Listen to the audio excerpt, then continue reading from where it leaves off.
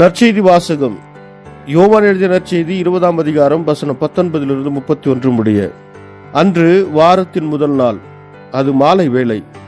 யூதர்களுக்கு அஞ்சி சீடர்கள் தாங்கள் இருந்த இடத்தின் கதவுகளை மூடி வைத்திருந்தார்கள். அப்போது இயேசு அங்கு வந்து அவர்கள் நடுவில் நின்று, உங்களுக்கு அமைதி உரித்தாகுக என்று வாழ்த்தினார்.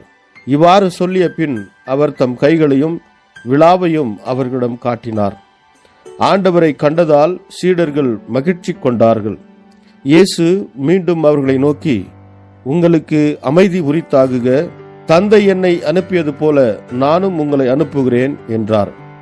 இதை சொன்ன பின் அவர் அவர்கள் மேல் ஊதி, தூய ஆவியை பெற்றுக்கொள்ளுங்கள். எவருடைய பாவங்களை நீங்கள் மன்னிப்பீர்களோ அவை மன்னிக்கப்படும், எவருடைய பாவங்களை மன்னியாதிருப்பீர்களோ அவை மன்னிக்கப்படா என்றார். 12 ஒருவரான திதும் என்னும் தோமா இயேசு வந்தபோது அவர்களோடு இல்லை. மற்ற சீடர்கள் அவரிடம், ஆண்டவரை கண்டோம் என்றார்கள். தோமா அவர்களிடம், அவருடைய கைகளில் ஆணிகளால் ஏற்பட்ட தழும்பை பார்த்து, அதில் என் விரலை விட்டு அவர் விலாவில் என் கையை இட்டால் அன்றி நான் நம்ப மாட்டேன் என்றார்.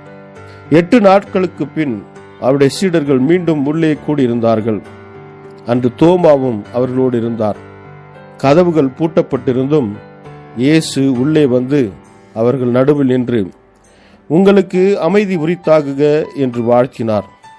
பின்னர் அவர் தோமாவிடம், இதோ என் கைகள், இங்கே உன் விரலை இடு, உன் கையை நீட்டி என் விலாவில் இடு, ஐயம் தவிர்த்து நம்பிக்கை கொள் என்றார். தோமா அவரை பார்த்து, நீரே என் ஆண்டவர், நீரே என் கடவுள் என்றார். இயேசு அவரிடம், நீ என்னை கண்டதால் நம்பினாய், காணாமலே நம்புவோர் பேறு பெற்றோர் என்றார். வேறு பல அரும் அடையாளங்களையும் இயேசு தம் சீடர்கள் முன்னிலையில் செய்தார். அவையெல்லாம் இந்நூலில் எழுதப்படவில்லை.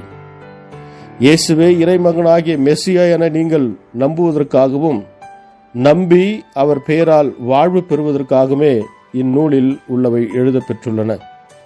இது கிறிஸ்து வழங்கும் நற்செய்தி. கிறிஸ்துவே உமக்கு புகழ்.